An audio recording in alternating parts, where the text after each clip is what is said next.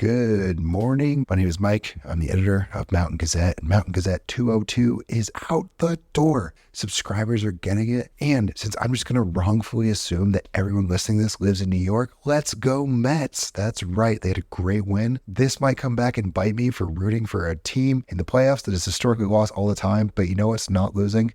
Print magazines. Enjoy the show and subscribe at mountaingazette.com. I couldn't believe how young our audience was. I had assumed that our audience would be primarily people in their mid-30s through their mid-50s, those millennial types who remember the nostalgia of reading a print magazine, who were raised on print publications. But in actuality, most of our audience is closer to 25. And they often tell us, I spend my whole day on the internet, and sitting down to read something in print is so lovely.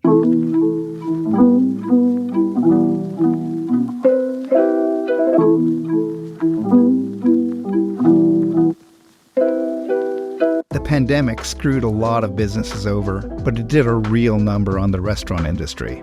Beset by low margins at the best of times, COVID was to the business what a neglected pot of boiling milk is to your stovetop. But Max Meighen, a restaurant owner in Toronto, decided to fill in his own downtime by creating a magazine, because of course he did. And so he cooked up Serviette, a magazine about food that feels and looks and reads unlike any other food title around. Nicola Hamilton came on as creative director soon thereafter. She had worked for a number of Canadian titles, and during COVID founded Issues Magazine Shop, one of Canada's, if not the world's, leading independent magazine shops, because of course she did. Food magazines, like all media, have gone through a lot recently, and the changes wrought by digital media have been amplified by influencers, TikTokers, Instagram recipe makers, Substackers, bloggers, you name it. The food industry is ruthless and not for the weak, and I think you'll find that both Max and Nicola are anything but. They are, quite simply, master chefs. My name is Arjun Basu, and this is The Full Bleed. So Max, we'll start with you. We'll go alphabetically. Nicola, you were like barely in second place on this one. Max, tell us how you got here. What did you do leading up to Serviette? That's an excellent question. My original line of work was in restaurants and restaurant kitchens, something I continue to this day. I own and operate a restaurant in Toronto's East End called Ableng. We had the great fortune of opening in the summer of 2019. Which was a great time for restaurants, great time for the city. And then, as everybody knows, a short time after that, the world came to a screeching halt. And I really wanted to stay connected to the world of restaurants, to the world of food, to the ideas that food does such a good job of embodying and communicating. It's a big part of the restaurant itself, exploring and promoting and growing the circular food economy. So I wanted to stay tapped in and connected to that world. And so I briefly considered a newsletter. We had a newsletter for the restaurant, but that seemed like a very low barrier to entry. A lot of people were starting newsletters, and it felt like it could be very easy to get lost in the kind of the new chorus of people jumping online and having conversations. And I'd always been a huge fan of print. I always really admired its ability to connect conversations and design and kind of curate communities. And if running a restaurant wasn't enough of a challenge, I decided to get into publishing because why not? Yeah, that's like the two of the easiest fields to enter. Exactly. Nicola, how about you? Yeah, so I come from commercial magazines. I'm a graphic designer, traditionally trained graphic designer who has spent the first 15 years of my career working in magazines. So I worked on publications like The Grid, which you will only know if you lived in Toronto from 2011 to 2014. I've spent time at Chatelaine, which is one of Canada's oldest women's magazine. I've worked at a studio that designed magazines for clients. And in July of 2022, I opened Issues Magazine Shop. So I took my love of print magazines to a whole new level and opened a bricks and mortar store dedicated to independent print publications. And I met Max through Issues. I reached out to Max to stock the first issue. The first issue had come out just before Issues opened. And so I reached out to Max to stock that issue, and we became pals after that. And I started working on Serviette with the third issue. Okay, so that's your meat story. And we will get to Issues as a sidebar, more than a sidebar. So what is Serviette exactly? Serviette is a arts and culture, design, architecture, urbanism magazine all through a food and drink lens. It's if Monocle was only focused on food, basically. We like to obviously explore food and the people behind it, but more than the individual restaurants or the individual chefs that are making a name for themselves. It's about the ideas that underpin both the systems, the traditions, the culture, the heritage, the future of food, and how, as I touched on a moment ago, how food, at least for me, is such an excellent vehicle for so many important ideas. And it is a way of both understanding the world around us, but also a means to affect change or to imagine a different world. It's so powerful. It is something that all of us necessarily have to engage with every day. And beyond restaurant reviews or individual profiles, we really peel the layers back a little bit and reflect on how food is really one of the most fundamentally human things out there. You want to add to that, Nicola? It's pretty thorough. Yeah, our editor-in-chief of the last 2 issues wrote a really eloquent sort of about statement about Serviette that I think does such a good job of saying exactly what it is we do. So Danielle Groen put together the statement: Serviette is a magazine about food, the people who grow it and produce it, the distances we travel to eat it, and all the ways it's tangled up with culture, science, history, and design.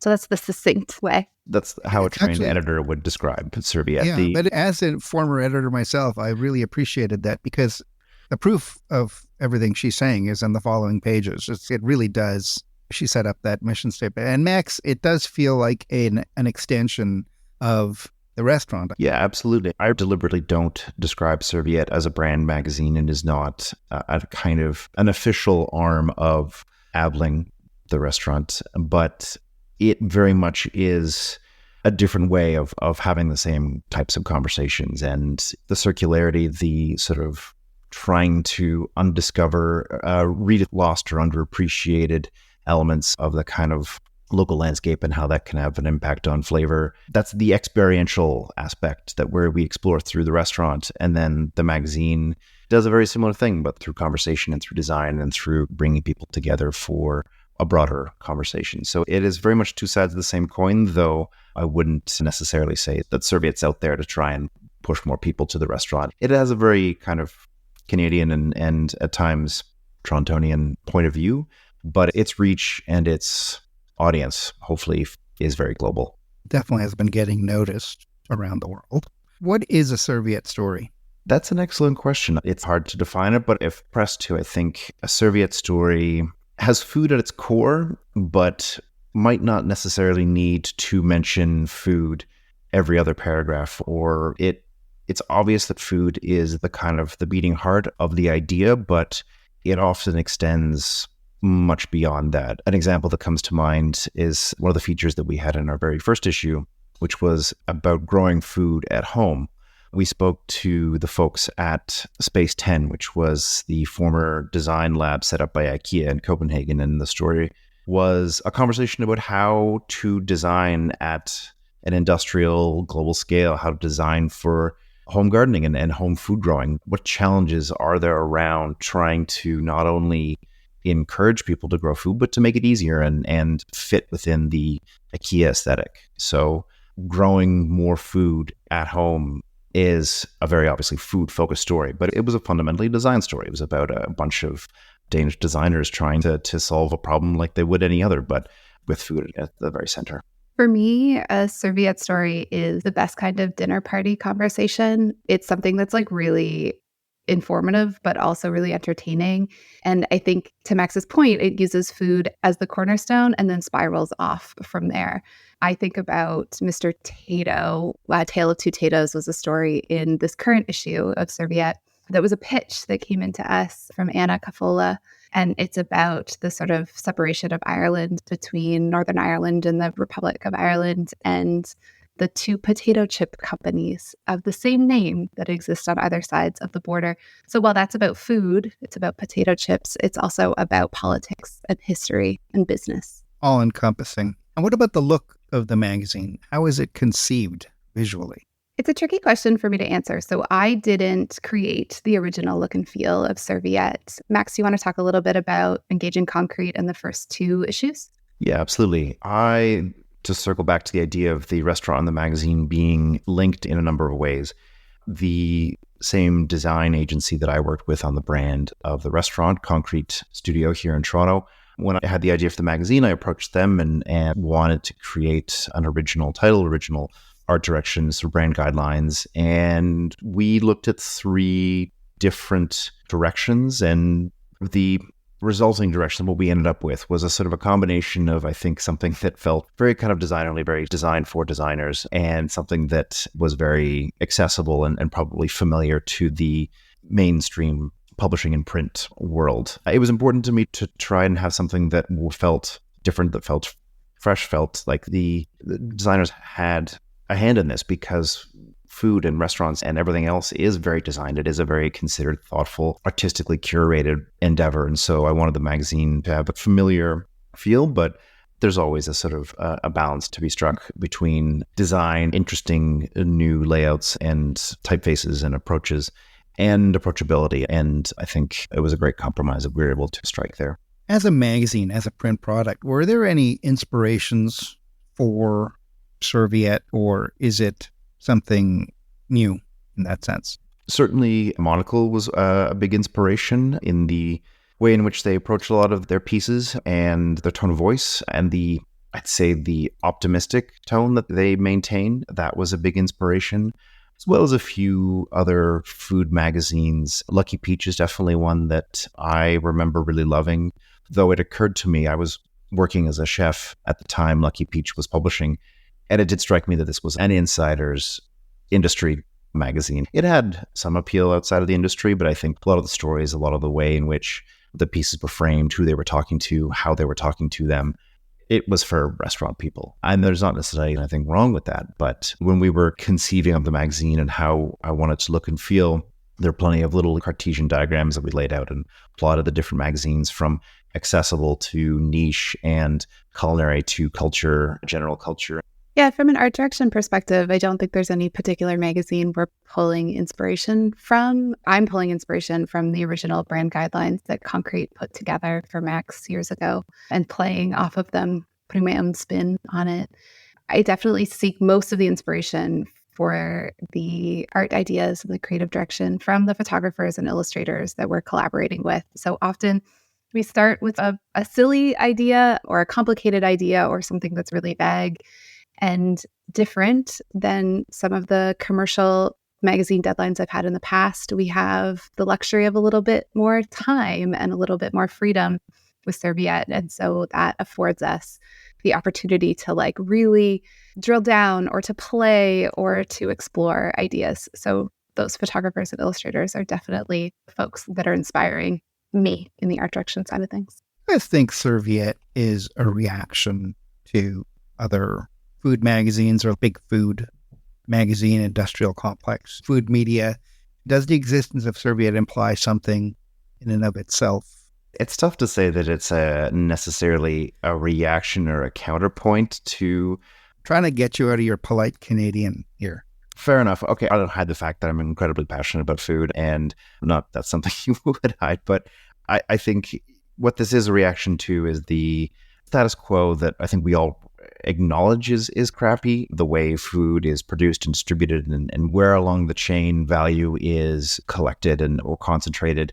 I don't think it's necessarily a reaction against another food publication, because physical publications in this day and age, it's all a counterpoint to digitization. That's the funny thing about print these days. It doesn't matter whether it's Serviette or Saveur, Family Style or Vogue, we're all pushing up the same hill. And it has proven time again that even the people at Condé Nast don't necessarily have all the answers. And so I wouldn't say that, there's somebody out there that's gaming the system or doing something the wrong way in publishing, and we're here to do it the right way. I think there's a big world of food that sucks and isn't serving people well. And I also think that food maybe at times can seem like a bit of a closed door insiders club. Not touching on the newest restaurant, we're not feeding into the exclusivity or the sort of rarefied nature that food culture can sometimes perpetuate. This is a magazine for everybody because food is for everybody. And it's for anybody who wants to share ideas and share food and the joy and spontaneity and, energizing experience that entails. I mean, one of the reasons I asked that is because it definitely doesn't look like any other food magazine, but it doesn't read like it either. It's not consumptive in a weird way, if you can even say that about a food magazine. It's not about go here, eat that. Because those 10. things change. Those things, those trends, those chefs, those restaurants, they open, they close. Our, as a magazine, as a thoughtfully produced, beautifully designed magazine, this is something that hopefully people leave out on display in their homes for a long period of time. Restaurants are hard business. It's not inconceivable that if we were to cover something between the time of writing about it, it going to print, distributing it, and then the next issue coming out, that restaurant may have come and gone. But the passion for food and the ideas and the food culture, the traditions, the underlying energy there, that's evergreen. That never goes away. And so, I didn't deliberately set out to create a food magazine that wasn't consumptive, that wasn't trying to steer away or keep our distance from trends or from what seemed relevant or cool or interesting at the time. It was about what's universal in this world. And we have yet to even scratch the surface. It's not as though we're going to run out of content anytime soon or any ideas anytime soon. So we haven't really felt a need to go to that kind of what's cool, what's current, what's the latest, what are people going to want to consume right now. The world is already well served by that, Nicola. I only realized what I'd said as it was coming out of my mouth. Sorry. I was thinking it, don't worry. When Max approached me to work on the magazine, there were a few things that made me really excited about this project. One, it takes considerable bravery and maybe naivete to start a magazine in 2022 when Max decided to do this. And that's exciting to me, right? I very quickly will saddle up beside anybody who's willing to take a risk like that to do something that they really care about. And if it's in print, even better. And when I asked Max, why do you make this magazine? What is this magazine for you? Max said something along the lines, and Max, clarify whatever words you want to use here, but Max said something along the lines of, like, food is the closest thing I have to ritual. So cooking, breaking bread, eating with people, that's a ritual. And to me, that's what we've tried to make this magazine, or at least Danielle Groen and I have tried to make this magazine over the last 2 issues, is coming back to the ritual of print, sitting down and reading something, thinking about the stories, how they butt up against each other, right? Like, which course comes when? Are you cleansing the palate between 2 heavy stories, just to further our food metaphors here? And so really thinking about it as that sort of ritual of reading it cover to cover is something we think about a lot. We'll be right back. Hi, this is Jeremy Leslie at Mag Culture. We're proud to support The Full Bleed because we love magazines too. Visit magculture.com and see why print is far from over. It's just getting started. Read the journal for interviews and reviews, listen to our podcasts, visit our shop in London and online, and come to our live events in London and New York. We love magazines. Subscribe to our newsletter for weekly updates, all at magculture.com. Print is Dead is made possible by the support of the Society of Publication Designers. The SPD powers the future of visual storytelling, setting the standard for editorial excellence and shaping the future of visual culture. For more information, visit spd.org. Print really is like a good sit-down meal, whereas everything else feels like fast food. So to keep it going. I think the other thing that's important to note there is just like a genuine curiosity. So neither Danielle or I come from a place of food. Max is our food expert here. Danielle and I come from general interest magazines, city publications, women's media. We don't come from food in this way. And so finding stories that all 3 of us get excited about has actually probably strengthened the fabric of the magazine, right? Like things that we get excited about more for the curiosity in the story than in their value as food media. Yeah, take the food metaphor a little further. What does the next course of Serviette look like, taste like? I can talk about the next issue, and then maybe Max can talk about bigger things that I have less say in. The next issue, our theme is food is place, and that's going to take us everywhere. The best part about this decision Max made early on to theme each issue was that the themes have been quite broad. So it's so much fun to think about how we can pull the idea of food as place apart and then put it back together. And I'm pretty excited about this 5th issue. Just to slightly expand on that, it has been a lot of fun to take the themes that we have gone through thus far, consumption, preservation, absurdity, and place, and deliberately avoid the obvious answers to those questions. To stick with Food is Place, the upcoming issue, we don't have anything on terroir or the local cheese or wine that could only be grown in this specific place, and this is therefore such a authentic expression of place. Those are great stories, but they've been told a million times in other places. Instead, we have someone who's growing citrus and avocado on Salt Spring Island, BC, in a place where they shouldn't be able to grow those things. Yeah, another good way of explaining succinctly what Serviette is all about. It's taking themes that are familiar to the food world, preservation, consumption, place, and turning over the rocks that no one else has touched, looking in the corners, the dark corners that no one else has thought to explore, and trying to understand how those themes have an implication for food in unexpected ways. As for the future of Serviette on a larger scale, I think it looks probably quite similar to what other smart run publications look like. I'd love to do more in-person events, and obviously a food magazine is beautifully well suited to in-person events and gatherings and collaborations. Also, originally when I worked with Concrete way back when to create the art direction for the magazine, we started on and deliberately left it half finished, but we started on branding and an identity for a food symposium, a sort of MAD universe. That's the Danish Noma MAD that used to run its own symposium and now has an academy that runs sustainability and restaurant business courses. Their approach to food has been not only a big inspiration, but when I went to their symposium, I was really blown away by the power and the value of bringing together everybody in the food industry. And by that, I mean the farmers, the people in fishery, servers, chefs, journalists, really anybody and everybody who's tangentially related to this industry, because it is such a complex industry and there's so many different aspects that push and pull on the quality of not only restaurant food, but the food that people can get in schools and institutions and in the grocery store and on the street. And it's universal. So I would love to see Serviette be the impetus for a similar symposium in North America, most likely Toronto, but reflecting the one that was done in Copenhagen for a number of years. I think the food industry, restaurants specifically, it's been the wilderness right now, post-pandemic.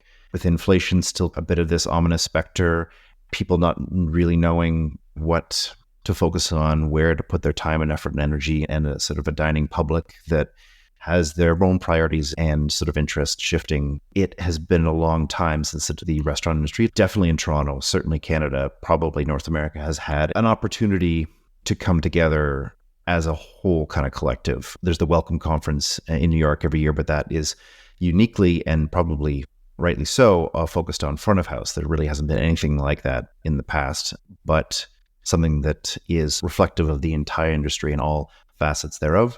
I really think it's time for another one. Hopefully that is also in our future. Not like you don't wear many hats. Nicola, you also wear many hats. You, of course, run Issues, which is one of those magazine shops that everyone raves about once they've discovered it. And it's an important place in the indie magazine ecosystem, I'd say, around the world. So you're someone who has their pulse in a way on the magazine world, as a store, as a seller of magazines. What have you learned about the magazine world in general, and how has it confounded your expectations and even changed in the little time that you've opened the store? Oof. I think one of the biggest things that I learned really quickly when I first started diving into this project. So I spent the first half of 2022 really focused on whether or not Issues, a magazine retailer, could exist and could sustain itself. And I had a lot of help from our mutual friend, Jeremy Leslie in London, the founder of Mag Culture. And the more I dove into this business, the more I realized that the narrative we had been fed about the print industry failing, one of ad sales being down dramatically and people not wanting to read anymore, was maybe true, not the entirety of the story. Distribution and retail behind the scenes are also really broken in Canada. They're broken in lots of parts of the world, but in Canada in particular, they're really busted. And that was a big insight for me, right? Who had worked in commercial magazines and who had been fed those narratives of of us needing to be in more places and to write more stories people wanted to read. And all of that pressure was being put on the production teams, when in actuality, it was everything that happened after we made that magazine that we didn't have a lot of insight on. So that was a big one. I think the other big perspective shift that happened when we opened our doors in July of 2022, I couldn't believe how young our audience was. So I had assumed that our audience would be primarily people in their mid-30s through their mid-50s, right? Those millennial types who remember the nostalgia of reading a print magazine, who were raised on print publications. But in actuality, most of our audience is closer to 25. And I think that's for a whole handful of reasons. When we ask groups of them here in the shop, like, why magazines? Why are you here? How'd you get here? One, they find us on TikTok, which yay for all of those nice people who post about us on TikTok. But they often tell us, I spend my whole day on the internet, and sitting down to read something in print is so lovely. Another anecdote we get pretty often is that if I'm just seeking inspiration online, I'm being fed the same images as my peers. If I come and find a magazine that no one else has seen before, or that none of my peers have seen before, I can establish my own taste in a different way, my own interests in a different way. So young people, like they always have, are seeking individualism in some way, and magazines are still a great way to do that, like they were when I was a teenager. Yeah, you are probably the third or fourth guest to use the word distribution as their, like the surprise and the reality of it. And no one talks about that. The subsidies, the postal subsidies that a lot of the magazines you've worked for depended on are no more in the States as well. And that's really big. And the second thing is, you said TikTok. And as a writer, I hate the publicity that a writer has to do for their books. But I'm just thinking, who do I know that can get my book into Book Talk? And so you are not the first person to say, like, young people are into it, and I don't know if they're rediscovering it or something, but yeah, they're tired of screens and they like touching something, a sensual experience. Absolutely. And they're discovering it for the first time. And so I think one of the other things folks don't talk about very often on the sort of backside of producing a magazine is that as distribution has gotten harder and harder, as the distributors have dropped the profit margin for retailers lower and lower, retailers have disappeared. It doesn't make sense to run a retail business if your profit margin is only 15 or 20%. That's really hard to do, which is why we saw so many news agents give shelf space over to more traditional wholesale product like candy and soft drinks, right? Which means that there's an entire generation of people who didn't have access to publications, right? They had to really seek them out. They weren't being exposed to them the same way we were being exposed to them. So when I was opening issues, as much as the financial backers, the banks would have preferred that I opened an online business only, or started that way because the capital investment was less, the physical space was so important to me. It is a sensual experience. You want to pick it up and touch it. You want to smell the paper. You want that sort of sense of discovery of flipping through the stacks and finding something that really speaks to you. And I do think that young people prioritize interesting spaces, cool spaces full of other cool people to go and seek out their inspiration. That experience is important to them. And most newsstands are convenience stores these days, or your grocery store, or your pharmacy. And those aren't particularly sexy places to seek inspiration. No, they're not. And you are doing, or have just done, or are about to do, a pop-up at a second location in another part of town. Correct. Is that a trial run for issues number 2, or? So for 2 months, we're going to trial the Issues Outpost, which will be smaller than our sort of HQ on the west side of the city, to see what having a second location looks like if people come and visit us. And the sort of hope is that, yeah, people will come, they'll see us, and we can make that pop-up permanent in that space. We'll see, though. That's great. Okay, I'm going to ask each of you, what are 3 magazines or media that are exciting you right now? Max.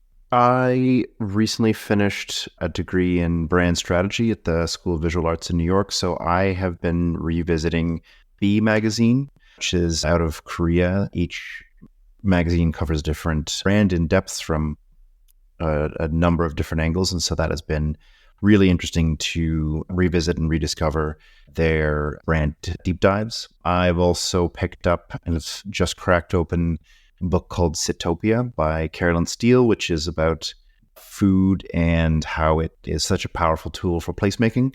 And probably unsurprisingly, I've been watching the Apple TV Omnivore series, which is produced and narrated by the Noma head chef, René Redzepi, which takes a very Serviette approach, I'd say, to its story. I was going to bring it up. I love the story about tuna in Japan, that it was some sort of logistics guy at JAL at the airline who got Japan hooked on tuna, essentially. Yeah, and that's a Serviette story, that the tastes of a country as big as Japan were fundamentally altered by a pencil pusher at an airline. And the knock-on effect of that is that tuna has become critically endangered as a result. It's been very interesting to watch a series do that with a number of different ingredients. The banana episode. Nicola. I am going to cite always a perennial favorite. The new issue of McGuff just left the warehouse, 4 issues. The theme of this next issue is the wall, and that's always a favorite. We just hosted the launch party for the 9th issue of LSTW. Les Spread the Word is a Montreal-based lesbian magazine, and this issue had 2 PWHL players on the covers, 2 female hockey players from Montreal, and it sold out at the launch party. They are fully sold out of that issue, so it's pretty special. I'm hoping they do a reprint. And then I always love talking to people about all of our Toronto-made independent publications. Bully, which is a Black-led fashion publication. Derby is a Canadian soccer culture journal. Sports is having a fun moment. Feelzine, I adore. It's a risograph printed magazine. They've done 22 issues now. Just big love for all of our Canadian-made publications. Thanks. No, thank you. For real. Yeah, it's such a treat. This has been The Full Bleed, a podcast about the future of magazines and the magazines of the future. The Full Bleed is a production of Magazeum LLC. This episode was produced by Patrick Mitchell. If you'd like to comment on the show or just, start a conversation, send me an email at hello@magazeum.co or visit our website at magazeum.co, where you can read transcripts of all of our interviews along with portfolios, archival photos, links, and more. We've got a swag shop too. And a reminder to those of you who still read fiction, my next novel, The Reeds, is out in October and available for pre-order just about everywhere. My name is Arjun Basu. Thanks very much for listening. Welcome to the future.